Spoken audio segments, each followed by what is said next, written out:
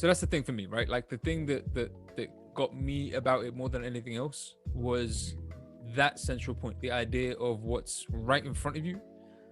You can call it conspiracy if you want, but the lies, the corruption, the secrecy, the cheating, the theft, the whatever else, the rigging of the system, call it whatever you want to call it. But all of that is so often right in front of you. Yeah, yeah. They're not hiding it from you, and they don't need to. And you just have no idea. Well, not only that, but even if you know, what are you gonna do? I mean, there's that. Because they know that they can get away with it. Because what are you gonna do? Well, yeah, but that's the part of it. That's the part of it. I feel like you're right about that, right? So for me, it was this, and particularly with this issue of the city of London inside London, right? So specifically this idea that, bro, I grew up there. I grew up in London, and it took me years before I saw or understood or even began to ask a question about that weird kind of phrasing and the weird emblems that you see in certain parts of London and the weird. I have a question about that. What part of London specifically is the city of London? Okay, so you know London Bridge, right? You've been there. Yeah. London Bridge. Yeah. Have you ever been over the other side of London Bridge to where the station is? I don't know. You have. Okay. You have. Yeah, you have. Essentially, once you cross London Bridge, you're effectively into the city of London. So if you've been anywhere like Liverpool Street Station or Bank or Monument, you're effectively in that square mile, which is.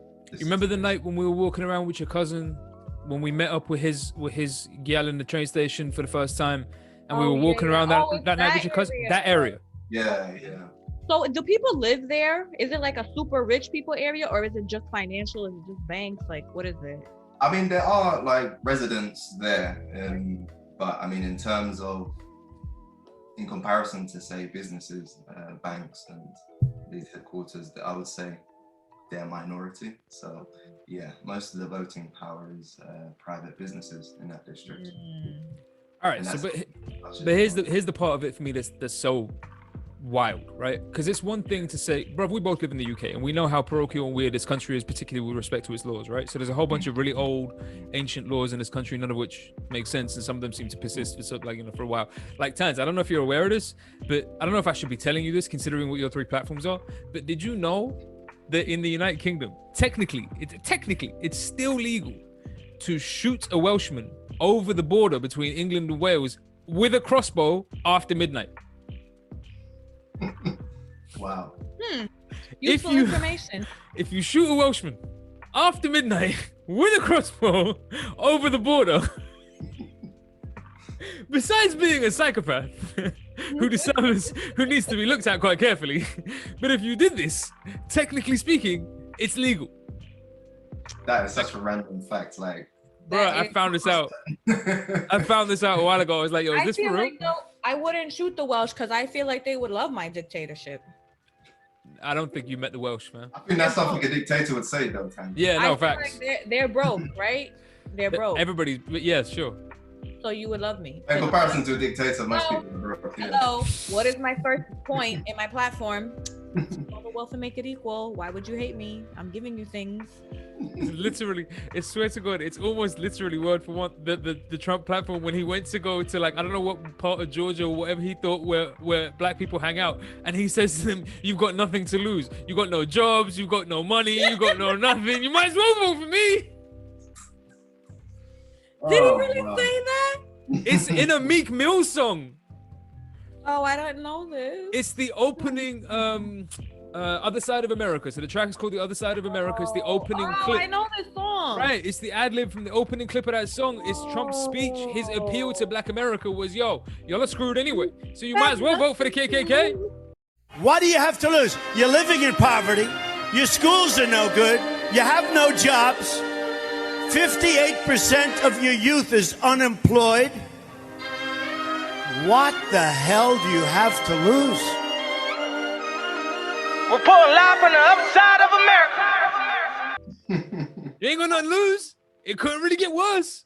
Might as well vote for me. And then it got worse. You're like, no, it could get worse. It could definitely get worse. Yeah. But no, okay, so what I'm saying is the part that stuck with me about it was that it's not just that the city of London exists as a jurisdiction inside of London, right? That's not the part that was weird to me, because I almost expect that with this country. A whole bunch of weird little jurisdictions, weird councils, ancient clubs, whatever. It's not that. The part of it that freaked me out was that this is a corporate entity. Like, we're not talking about a social body. We're not talking about a government mandated institution. We're talking about effectively, I don't know if I'm on the money here, but a corporate entity whose sole concern is profit and kind of maintaining the corporation. Am I wrong? I mean, isn't that what every corporate entity is? No, but the idea that London is a corporate entity. Yeah. Well, I mean, effectively, yeah. Wait, hold on, Craig. Am I right about this?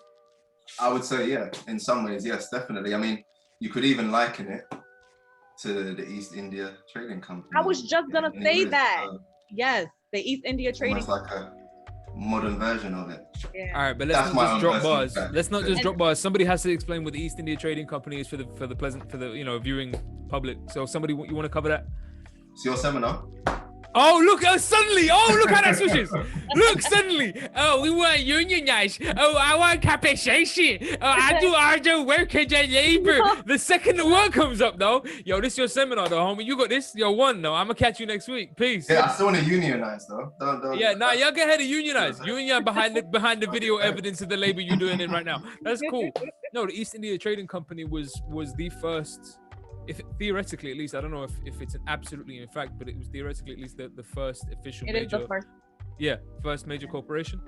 But it was state run, right? So that's the thing. Well, it became state run, didn't it? It became state run. It didn't start off that way. It was basically a bunch of pirates that incorporated their piracy. No, but it was on behalf of the British Empire. It was on behalf Yeah. of they didn't go there just like, we're pirates. No, that's true. But what that meant there on behalf of of Britain. No, that's facts. But what that meant back then, like, is a little different to what that means today. So Britain was involved in a bunch of piracy, and a bunch of pirates, depending on what they did, they do it on behalf of Britain. And when they did something dodgy, you weren't doing it on behalf of Britain. When it's right, you're doing it for Queen and country. When it's wrong, I didn't see that. And it speaks to this continued attitude in the United Kingdom, like this idea of the secrecy trust principle that comes up in your documentary. So long as we say that, and again, correct me where I'm mistaken here, but so long as that we can say that a certain transaction is occurring in a certain place other than here, it almost doesn't matter where it is. We're just saying it's not here, and then it's okay. It can't be taxed. Essentially, that's it. Like, we're just basically pretending that it's not taking place in this location where it physically is. And yeah, we'll just ignore it. So yeah, I mean, it's very sort of gentleman-like, the British, stiff upper lip and do things over a cup of tea. Over a cup of tea, bro. There's a way that, I think British corruption happens a certain way. Do things. But I feel like as a South Asian, you should be historically kind of like familiar with that particular kind of British corruption. They robbed everything. Yeah, they'll rob, steal, kill, pillage, destroy, damage, and what have you, but all over a cup of tea. A cup of tea, and we'll never use vulgar language. God, yes. This is the thing that has always gotten me about the British. I'm just like, they get so offended by words that they find that are like too aggressive. But you have done the most aggressive things on the planet.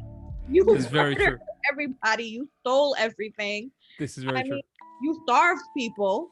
12 million people were starved to death in the street. Yes. You stole their food, but you can't say the F word. That is like these people. I'm like, all right. I swear, isn't that a scene from Apocalypse Now or something like that? This is gonna be tearing her hair out now.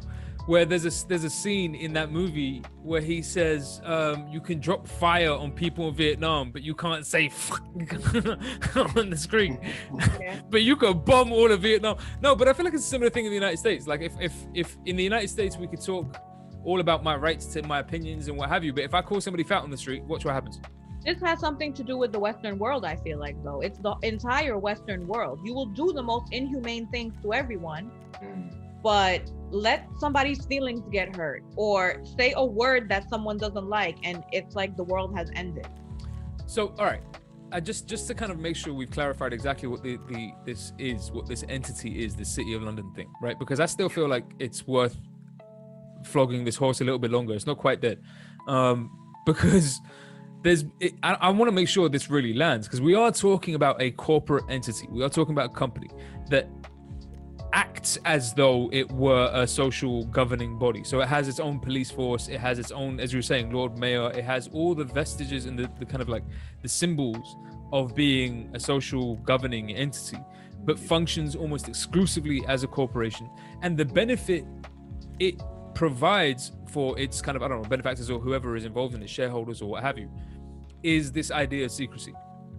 That's the thing that it kind of like maintains. Central thing to how it functions. Absolutely. Right. As opposed to the rest of the system. I mean, I don't know. Are we saying that the rest of the system is less secret, or is it just that this kind of like corporate City of London thing provides an extra level of secrecy that the normal economy can't cover?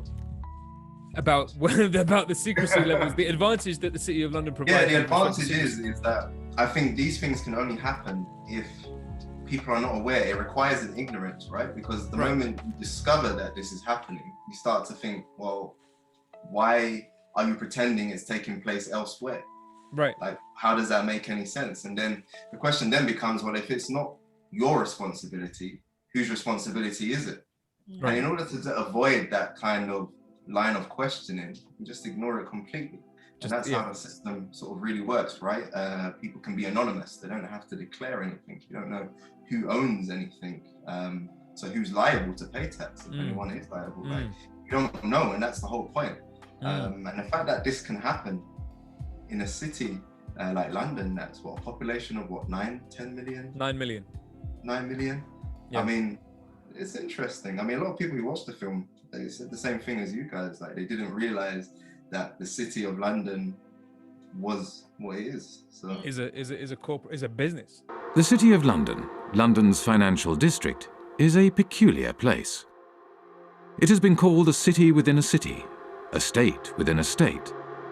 It is run by an organisation called the City of London Corporation, a private company that performs all the functions of a local council with a private police force and private courts. Those of you who aren't from the UK, some of you even who are, might not be aware just how weird a thing the little City of London is within the big London.